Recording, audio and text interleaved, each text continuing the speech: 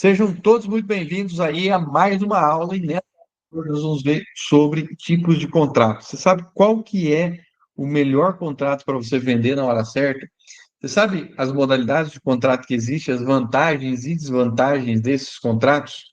Isso tudo você vai aprender nessa aula. Então fica até o final, porque pode ser que você está acostumado a trabalhar de uma maneira e o teu comprador da tua região consiga trabalhar de outras maneiras que são mais lucrativas, que podem trazer mais vantagens. Ou ainda, da forma que você trabalha hoje, você talvez não tenha visto por outros ângulos vantagens e desvantagens desses contratos.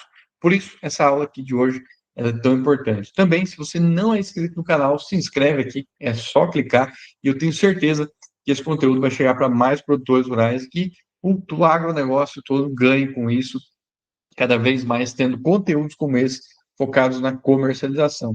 E nós vamos ver aqui alguns tipos de contratos físicos, financeiros e assim por diante, mas que são relevantes no dia a dia com aplicação prática para você que planta soja e milho de norte a sul do Brasil. Vamos começar por contrato futuro. Vamos separar, né? Às vezes a gente ouve e fala assim, o produtor fala assim, eu fiz contrato futuro. Mas não fez, porque ele fez um contrato a termo. Então, será que é certo, errado? Vamos entender isso aqui agora. Contrato futuro é aquele que está negociado lá na Bolsa. Esse é contrato futuro. São virtuais, são financeiros, são negociados em Bolsa de Valor. E quem está lá negociando ele? É banco, é corretora, é trading, fundos de investimento, produtores rurais e também as indústrias, os compradores também estão usando ele. Lá na bolsa, os contratos futuros que a gente negocia em bolsa, eles são padronizados. Então, eles têm uma definição de padrão, variação mínima de preço, formatação. Exemplo, milho na B3, são 450 sacas de milho, um contrato. Se eu vou pegar soja lá em Chicago, são 5.000 bushels, um contrato, ou seja, 2.236 sacas. Então, são formatações que já vêm prontas, já vêm padrão dos contratos. Agora, quais os riscos, quais oportunidades que esses contratos trazem? Primeiro risco, né? Se eu faço um contrato futuro na bolsa, ele tem uma coisinha chamada ajuste de água. A gente já viu isso aqui nessa sequência de aulas semanais. Por isso é importante você estar inscrito no canal para você acompanhar essas aulas e outros conteúdos que a gente traz aqui. Chamada de margem, ou seja,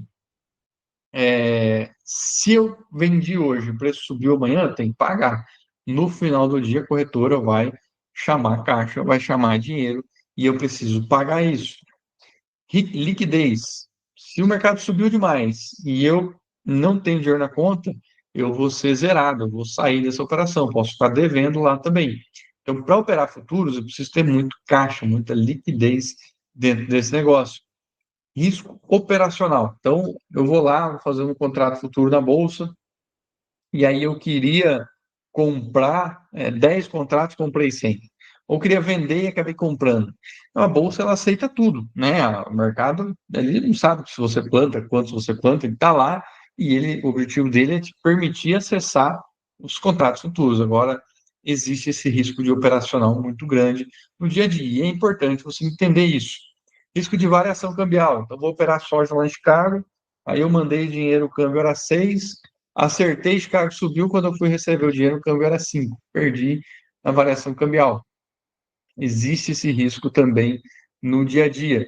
Também um risco, né, de muitas vezes sair uma nota, o presidente falou alguma coisa, explodiu uma bomba, e aí você acaba é, tendo uma alta de câmbio muito rápido, isso impacta também nos preços futuros. A gente vê lá ficar para cima, o câmbio para baixo, acabam alternando bastante. Algumas vantagens, né? Você não compromete o grão físico. Então, você pode operar qualquer volume, qualquer vencimento, Brasil, Estados Unidos, sem comprometer soja físico. Então, esses contratos, né, futuros, eles podem sim ser entregues fisicamente, né? Existe lá no Chicago, por exemplo, alguns armazéns que são filiados para execução física, mas praticamente nada é levado para execução física. A maioria fica dentro das execuções financeiras. Então, você tem essa vantagem de não comprometer o grão físico. Quem que usa esses contratos? São empresas de rede, são produtores rurais que estão buscando proteção, indústrias, consumidores que estão buscando proteção.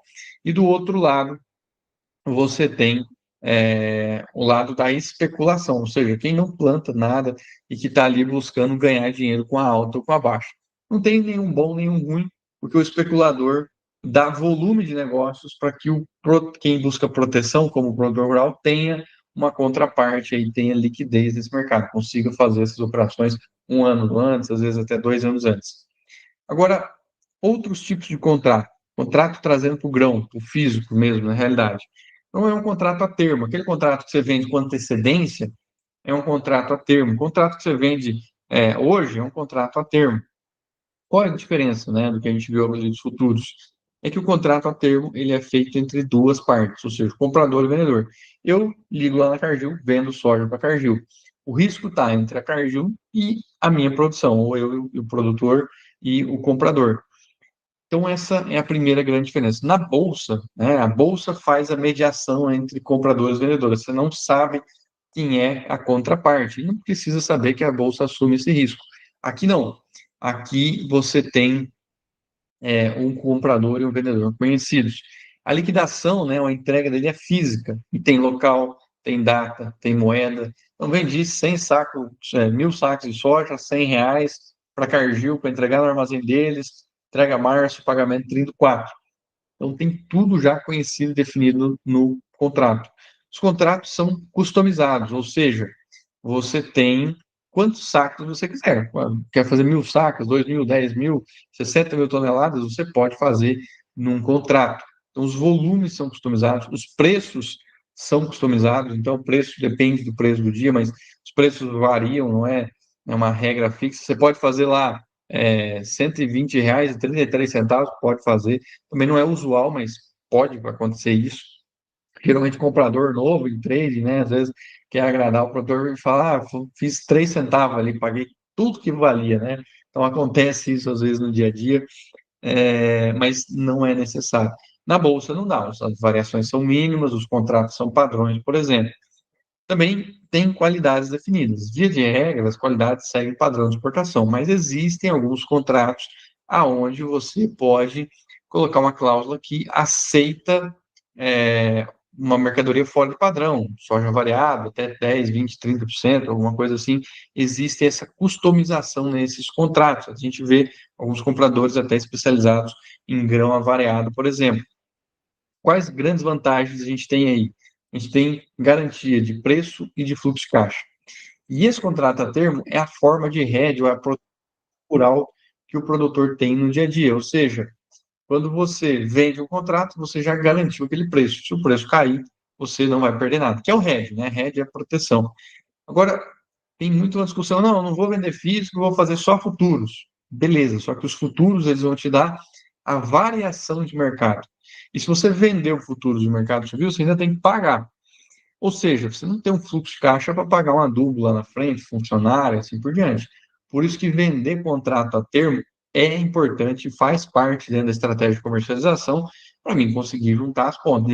Não adianta nada eu fazer 100% financeiro e na hora de pagar as contas eu recebo só a variação, ou então eu ainda tenho que pagar lá na bolsa, margeando essa operação. Por isso que vender contrato a termo é importante, mesmo que o risco de clima seja alto, mesmo que você tenha inúmeros problemas. Fazer um contrato a termo é parte de uma estratégia de comercialização que vai olhar para o fluxo de caixa. Também garantia de logística e armazenagem. Quem compra é obrigado a receber. Isso parece bobeira, mas o meu armazém explodiu. Beleza, você tem que alugar outro e receber em outro lugar. Não importa o que aconteceu, você comprou, você tem a obrigação de receber isso. É um ponto importante, é um ponto positivo para o produtor também, que não tendo armazenagem ou tendo limitada, consegue colocar isso para frente. Risco de mercado, né?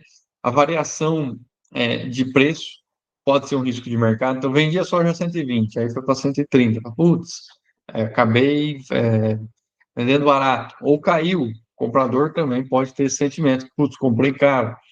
Risco de inadimplência, ou seja, o risco aqui está entre as duas partes. Nos futuros, o risco está na mão da bolsa, ela que organiza isso aí. No caso de duas partes, existe o risco. Então, eu vendi para o armazém geral. Aí tem uma seca brava, vendi soja demais, chega na hora, não tenho soja para entregar. É um risco de inadimplência que existe. Entreguei para o armazém geral, e eles é ruim, mau administrador, não tem dinheiro para me pagar. É um risco. Risco de crédito, né? Entreguei os contratos, tudo, o cara carregou tudo, na hora de pagar, quebrou, abriu uma RJ. Acho que isso está cada vez mais presente no dia a dia, esse risco de crédito. Risco legal. Então, entreguei no cara lá no armazém, e esse armazém, vamos dizer que tinha alguma outra coisa no meio do caminho ali, do CPF ou do CNPJ, e está com as contas bloqueadas, não consegue pagar. É um risco legal que você tem no negócio. Risco ambiental: o produtor planta, colhe dentro de uma área de desmatamento. Ou às vezes aquela área não era desmatamento, mas aí o satélite pega lá por um erro de mensuração e acaba colocando o produtor lá na lista ambiental, e isso traz um embargo para uma área que não tinha. Risco de clima, como eu falei, seca. Risco de qualidade também, chover demais, chegar com o produto avariado. E o risco de washout, nós também vamos ver esse tipo de contrato. E aí, o que, que é o Benedito do contrato de washout? Então, washout, né, como é que lavar, né, seria o certo, a tradução para o inglês, não tem uma boa tradução para o português, mas é um contrato onde você rola um compromisso ou você acerta ele financeiramente. Por que que acontece isso, né?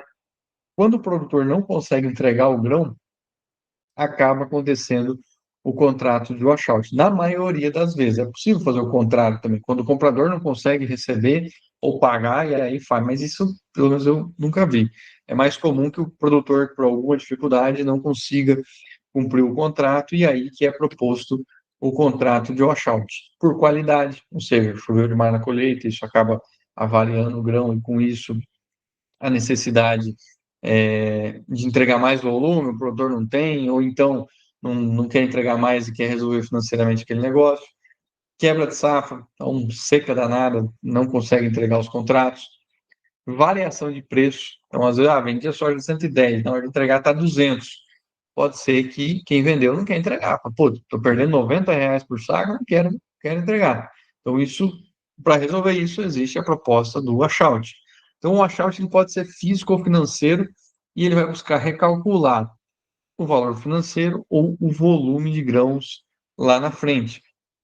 Muitas vezes, as empresas, e aqui é um grande problema, um ponto de bastante debate, né? As empresas muitas vezes vão lá e colocam uma multa de 30%, 50% no contrato, e aí vem que o contrato é leonino e assim por diante. Por que que surgiu, existem essas multas? Eu, pela minha experiência nas empresas sérias que eu trabalhei, ali, os gerentes também sempre foram uns caras muito bons, eu já negociei a short, mas eu nunca negociei um achiout cobrando a multa de ninguém. Por quê? É, a empresa entende que o produtor que não colheu vai entregar aquilo em algum outro momento e encontra uma solução. Agora, quando a gente vê essa variação muito grande de preços e um produtor que colheu bem, aí entra aqui uma questão financeira do negócio, ou seja, não é por um problema físico, é por uma demanda financeira. E aí esse 50% torna inviável querer quebrar o contrato mesmo numa alta de preço. Por isso que existe essa cláusula. Para quando, né, vai para uma execução jurídica por questões financeiras, é aplicada de fato a multa de 30% a 50%. Mas na prática, na minha vivência, eu nunca vi, nunca precisei ter esse tipo de conversa ali com os produtores. Então, como que negocia isso no dia a dia, né? Como que acaba sendo o negócio mais na prática? Então, o produtor tinha lá um contrato de 10 mil sacas a R$ 100, e ele tinha um fluxo de caixa previsto, uma receita prevista de R$ 1 milhão. Só que um contrato a termo, do mesmo jeito que ele te traz uma previsão de receita, ele também é uma dívida. Então, ele é uma faca de dois gumes. Porque se você não entrega isso, você acaba ficando devendo isso. Por que que o comprador precisa receber o grão? Porque para frente ele também já fez compromissos de ferrovia, de transportadora, de porto, de fábrica, fez hedge na bolsa, então comprou o físico, vendeu o financeiro, e aí se o mercado sobe, ele está devendo na bolsa, ele precisa receber o físico para matar a operação. A gente já explicou isso aqui em algumas aulas quando a gente falou de hedge. Então você tem todo esse outro lado para frente que o comprador tá com a bunda de fora, vamos dizer assim, ele precisa se proteger também. Por isso que O contrato a termo, ele é bom quando dá certo. Quando não dá, aí surge o washout e aí surge essa dor de barriga. Por uma frustração de safra que, vamos dizer que esse produtor consiga entregar apenas 5 mil dos 10 mil sacos. As opções, ele pode pagar essa diferença financeiramente com o preço do dia. Por que o preço do dia? Ele fez a 110, só que foi 120. Esses 5 mil sacos ele vai pagar 120. Por quê? Porque é o preço que o comprador precisa para recomprar esses volumes na praça. Ou, né, o produtor pode buscar também, né, se o mercado caiu para baixo dos 100, ele pode ir lá e comprar soja. Então, ele vendeu a 100, a soja caiu 90. Ele pode ir lá comprar esses 5 mil sacos a 90 reais, entregar o contrato e ainda ganhar 10 reais por saco. Ainda foi um brick bom para o produtor, pensando num cenário de queda de preços, onde ele não consiga estar entregando esse contrato. E a outra solução, né, a outra alternativa é você pagar financeiramente, você recomprar essa posição na praça, ou então, o que mais acaba acontecendo, ou no dia a dia, eu me deparei bastante com essas negociações, para esses 5 mil sacas, que valiam 500 mil reais, a empresa pode rolar para o ano que vem. E aí ela vai pegar o preço de soja do ano que vem, eventualmente ela vai colocar uma taxa de juros aí, porque é uma dívida que vai ser paga daqui a um ano, e recalcular isso para daqui a um ano. Então, por exemplo, se o preço futuro é 90 reais para o próximo ano, esses 5 mil sacas lá na frente, para ser pagos, vão ser 5.555 sacas. E aí o produtor sai do problema com um novo contrato. Perceba que em nenhum dos casos aqui eu coloquei a multa de 30%, 50%, porque realmente eu só vi isso sendo cobrado ou levantado quando houve algum tipo de variação de preço de mercado, né? E aí entra um grande problema. Então a gente tem aí os contratos futuros, contrato a termo, e existe uma outra forma de fazer contrato, que é o contrato frame ou contrato de componentes ou board crush. Então você tem três, vamos cá, componentes é o contrato que te permite travar separadamente as pernas da formação de preço.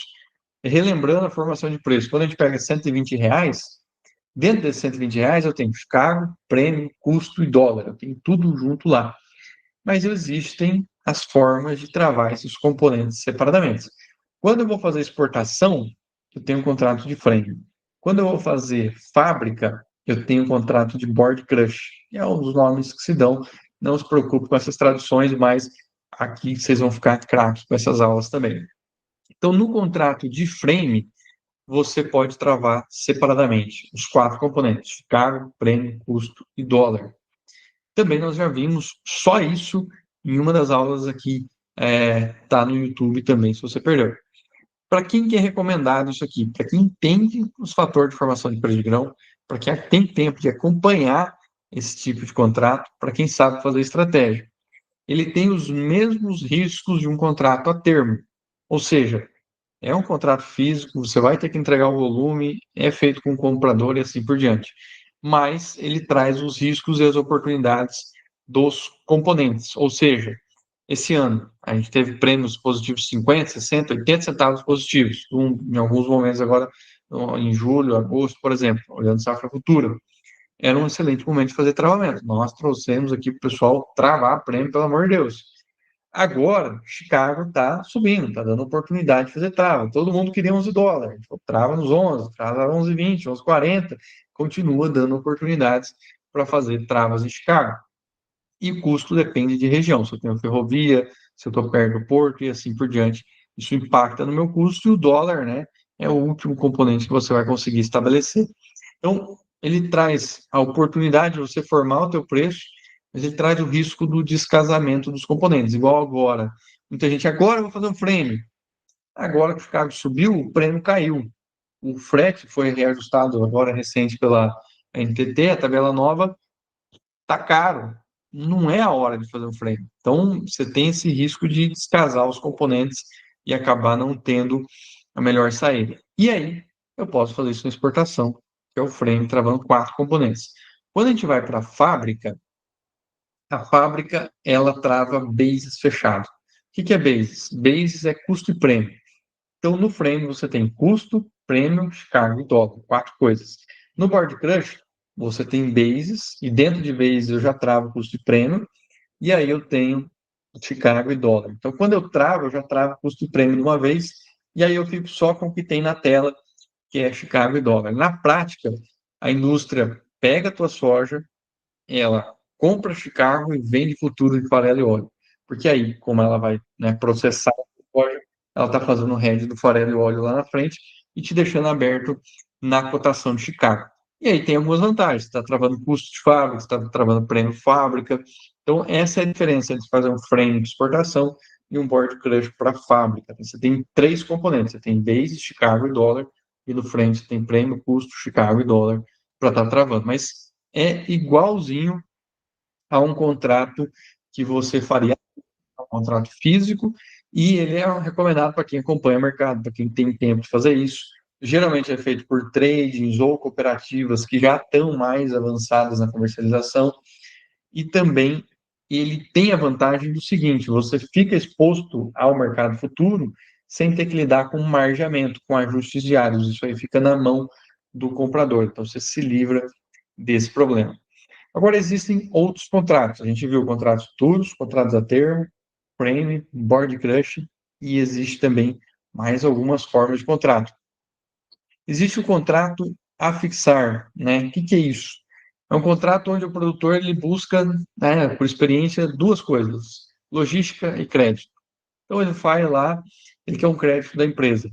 E ele fala assim: ó, eu te entrego 20 mil sacos de soja lá na safra, você já me adianta o crédito aqui para algumas coisas, mas eu não vou travar, esse preço está ruim, eu vou esperar mais um pouco. Ou ainda, Arco Norte, tem bastante desafio de logística, do Maranhão, do Pará, Tocantins, enfim, principalmente nessas regiões. Eu estou ali agora, por exemplo, em novembro, e os compradores já estão saindo das caixinhas logísticas, já estão fechando fevereiro, março. Eu preciso começar a vender soja, mas esse preço está uma merda, eu não quero vender. Ou eu não gostei, enfim, mas eu quero logística. Então eu vou lá e faço um contrato a fixar. Eu garanto uma entrega futura, eu não tenho preço definido, mas eu já tenho volume, local, data, padrão de qualidade, tudo definido. Só não tenho preço. E aí o preço eu vou fazer na sequência. Então, você vai com aquele comprador definir o preço. Ah, mas aí de repente eu fiz com a margem e aí a outra saiu lá rasgando o preço e a margem está segurando o preço. Paciência, você fechou o negócio com ele, é um contrato físico que você tem com ele, tem que entregar e assim por diante. Nessas operações de crédito, geralmente as empresas adiantam 60% do crédito, da expectativa de preço. Então, a soja vale US$ 120, perdão, a soja vale US$ 20, eles adiantam US$ 12 por saco em cima daquele volume, por exemplo. Ou vale R$ 100, vão te adiantar R$ 60 por saco. Então, você tem essas vantagens e essa modalidade de negociar.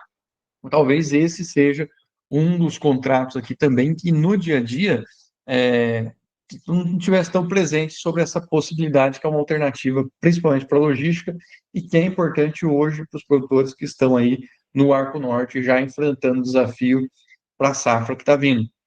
E você pode e deve ir fazendo fixação parcial. Então, abrir um contrato a fixar de 50 mil sacos, eu vou travando 5, 10 e assim por diante, vou fazendo os travamentos parciais. Já dentro da data, local, volume, tudo pré-definido dentro desse contrato. Contrato balcão, né? Que esse é famoso, né? Contrato balcão, eu acho que só existe no Brasil isso aqui. Eu fiz intercâmbio nos Estados Unidos, eu não vi isso não. Eu não sei, na Argentina eu ainda vou vou descobrir. Mas isso aqui é uma das jabuticaba do Brasil, né? O que é esse negócio? Você chega com o caminhão lá na fábrica, entrega, sai com um ticketzinho de balança desse tamanho assim, e pronto, a soja é do cara, você já vendeu para ele, e você não tem preço. É um produto, é um título fiduciário, porque essa soja, na prática, balcão, principalmente os cooperativos do Sul, né? A minha bisavó, por exemplo, ficou uns 35 anos recebendo arrendamento. Ela faleceu e não tinha vendido um saco de soja. Essa soja não existe, ela já foi esmagada, já foi exportada, assim por diante. Então, ele é um título fiduciário, é uma promessa que o cara vai pagar aquilo. Então, no Sul existe muito isso de balcão sem data para fixar. Outras regiões com desafio logístico maior, no Cerrado, Centro-Oeste, Norte, Nordeste, isso não acontece. Geralmente o balcão tem que ser travado dentro do ano, até junho, tem algumas outras datas aí. No Sul, fica igual a da minha bisavó lá, 30 anos, sem travar esse negócio. É um ticket de volume, então, tenho 10 mil saca balcão. Qual que é o preço? É o preço que aquele comprador quiser pagar no dia que eu quiser vender. Resumidamente, é isso que é um contrato balcão. Quando o produtor entrega balcão, já está vendido. Não tem mais como tirar aquilo, né? Até uma vez, eu lembro que eu tive uma dor de cabeça danada com o caboclo lá no Mato Grosso do Sul, que passou acho que uns 500 sacos do contrato dele, passou a mais uma carguinha, um pedaço de uma carga, e aí ele não estava contente com o preço, e queria retirar, mas nós já estava recebendo milho. Ele nem sabia que ele tinha aquela soja. Eu que liguei para ele e falei: "Ó, você tem um soja balcão aqui, o que passa muitas vezes do contrato a termo, então eu tinha um contrato a termo de 5 mil sacas. Aí entreguei 5.500 sacas. Esses 500 sacas, geralmente, ele cai como balcão dentro da conta do produtor. E aí a indústria executa aquele grão, deixando só o ticket fiduciário.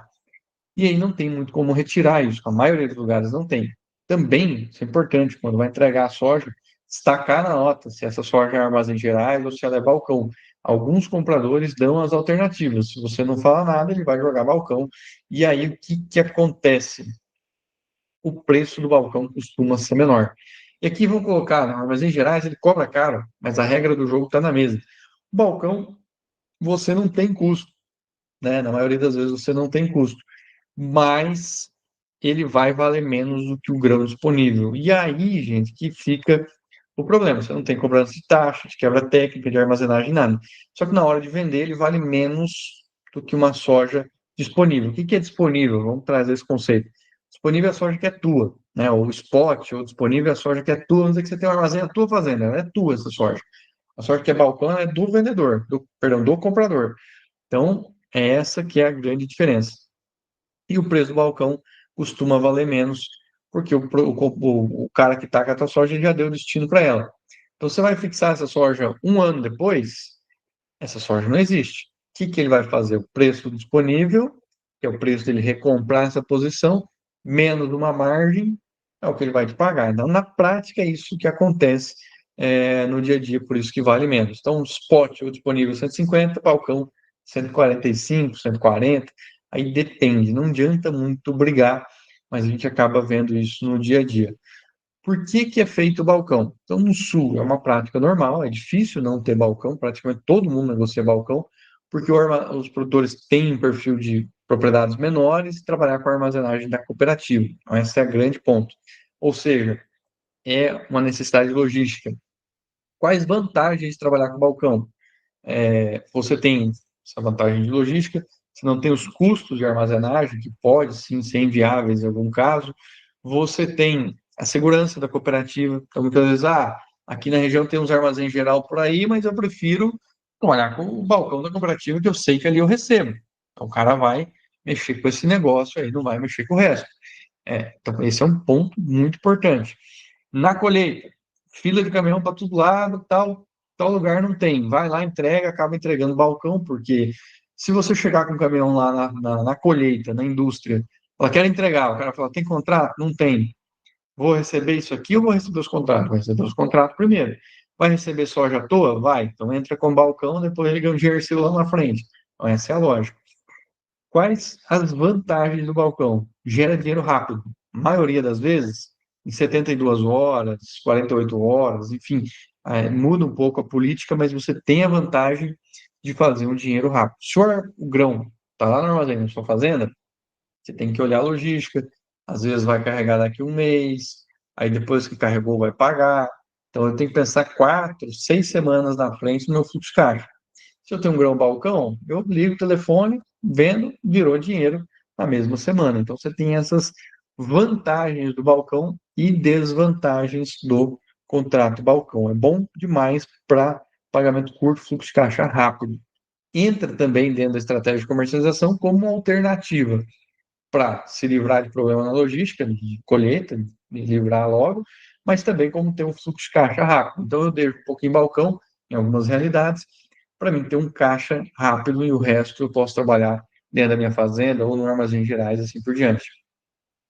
Falando de armazém geral, existe um contrato muito utilizado que é o de fiel depositário. Nos últimos anos, ele tem sido muito mais difícil, ou os compradores têm sido muito mais cuidadosos na hora de fazer o tal do fiel depositário. O que é isso? Isso é um contrato de custódia entre três partes, caso esteja no armazém geral. Então, o cliente, né, o produtor rural, o armazém geral e o comprador assinam esse contrato. Que o armazém geral está dizendo? Ele é o fiel depositário. Ele está dizendo, ó, o grão do Marcos está depositado aqui no meu armazém e ele está padrão. Resumidamente, é isso. E eu não vou vender ele para ninguém e o Marcos também não vai vender ele para ninguém. É isso que, resumidamente, está lá no contrato.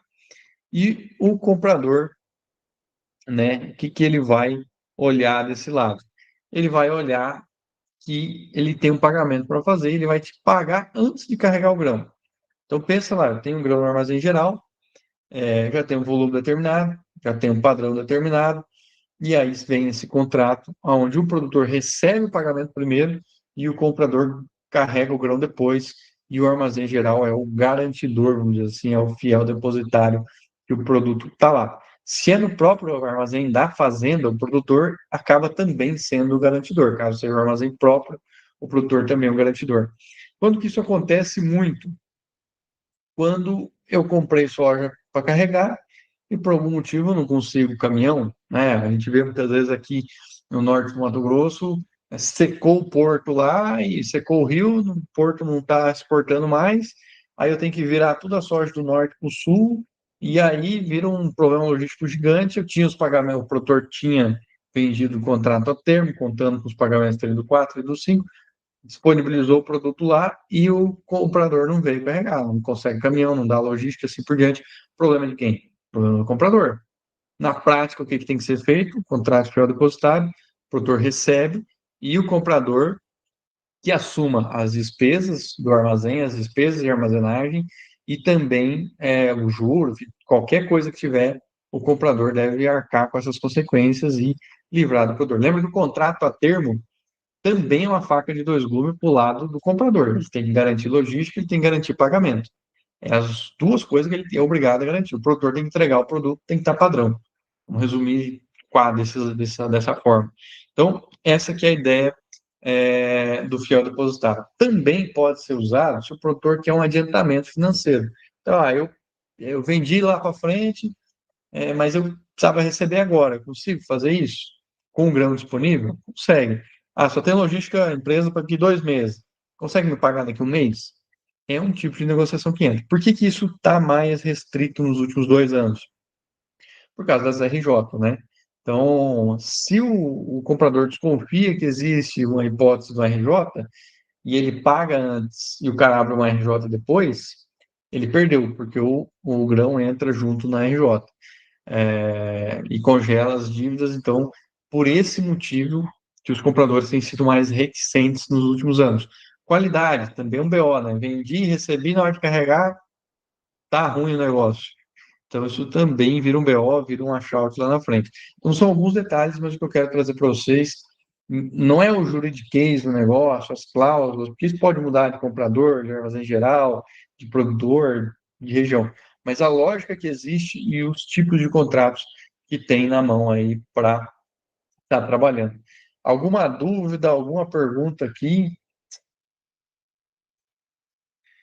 Na próxima, nós vamos falar um pouco mais sobre rolagem de contratos e eu queria trazer para vocês um bônus, vamos dizer assim, mas um que essa semana o pessoal me lembrou, não, estava com uma dificuldade e eu acabei trazendo para eles como uma solução também, que é um contrato, e que é a cessão de crédito, né? Que é um contrato bem simples, aonde você tem um contrato de grãos físico vendido e você comprou insumos. Então, vamos dizer que lá que o Biratã comprou adubo do Adeval. E aí o Adeval não quer vender, mas, enfim, a empresa está incomodando por causa de pagamento, ou, enfim, uma maneira de amarrar esse negócio dentro de um barter, e aí você tem Corteva, Bayer, Basso, várias empresas FMC que já têm áreas de barter especificamente, e eles vão trabalhar muito com cessão de crédito. A cessão de crédito, ela não é um contrato que traz uma garantia forte dentro da visão jurídica das empresas, mas ela é comercialmente uma excelente saída. Por quê? Você transfere o pagamento do contrato, por exemplo, o Biratã vendeu soja para a Copavel, e aí o Adevaldo vende o adubo dele lá. O que vai acontecer? A cessão de crédito, a Copavel vai pagar direto para o Adevaldo. O Biratã só assina que ele consente que esse pagamento vai ser feito direto. O que sobrar de dinheiro, aí o Adevaldo tem que receber para o Biratã. Ou se faltar dinheiro, aí ele vai complementar e vai pagar essa diferença. Mas dentro das operações de barter, pensando numa operação mais estruturada, né, você tem essa alternativa de vender para um cara e comprar de outro cara, e aí você une as duas pontas, fazendo de fato uma relação de troca ou um barter. É, pode ser uma relação de troca à vista, não precisa de crédito nesse caso, mas aí você vai ter essa sessão de crédito amarrando essas duas pontas aí. Então, acho que essa é uma saída. Algumas empresas cobram para fazer sessão de crédito. Então, é bom informar no ato da venda que esse contrato tem uma finalidade de sessão de crédito, porque depois pode ser que eles cobrem e aí eles têm uma tabelinha lá, 1%, 2%, 3%, 4%, 5% da negociação, dependendo do parceiro. Então, por exemplo, vou dar um exemplo, o Cofco cobra uma taxa fixa e aí ela coloca diferentes pesos aí, se é FMC, se é Mosaic, por exemplo, e assim por diante. São algumas taxas negociadas, mas também uma modalidade de contrato que existe e que dá para ser feita aqui. Acho que tem outros também, eu vou deixar isso para mais encontros nas nossas aulas para não alongar muito essa. Alguma dúvida, algum ponto aí, quem acompanhou, o Marcos, Bratan, Fábio, Nevaldo, sejam todos bem-vindos aí. O chat aqui também. Pessoal, caso vocês. Ô, Vitor, tranquilo, entendi bem a sua explicação, ficou bem ilustrativa aí, tá? Essa operação aí de cessão de crédito, já fiz aqui algumas operações com alguns clientes aqui. A gente sabe que não é tão seguro, mas é interessante, né? Facilita tanto para o cliente, para a empresa que está fazendo o pagamento, ou que vai receber o pagamento também. É bem interessante, já fiz algumas vezes essa operação aí. O risco da cessão de crédito é o mesmo do contrato a termo. Então, se o produtor, por algum motivo, não consegue entregar ou o produto está variado, vai ter essa, vamos dizer, inadimplência na fonte de receita, que é o contrato, e aí a empresa não vai pagar ou vai pagar parcial lá para frente o fornecedor. Mas ainda assim, ela é uma garantia dentro das negociações que É, pode ser trazida é como, só como que a gente, alternativa, né? nós fazemos ainda, Vitor, um contrato com o cliente, né, com a garantia com um aval ali e pegamos a sessão de crédito, né, para não ficar tão solto também as coisas, né? Sim. Não, são várias formas, né?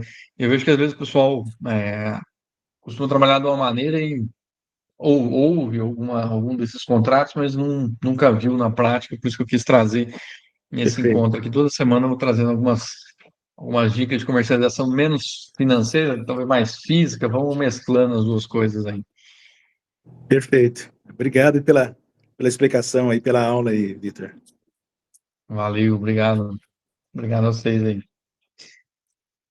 Turma, sem mais dúvidas, Espera aí. vamos. Pode falar. Tem alguém com a mão levantada aí? Então, convidar vocês para participarem aí, para se inscrever no YouTube, lá no @VictorCaso também. E nos vemos aí na próxima semana.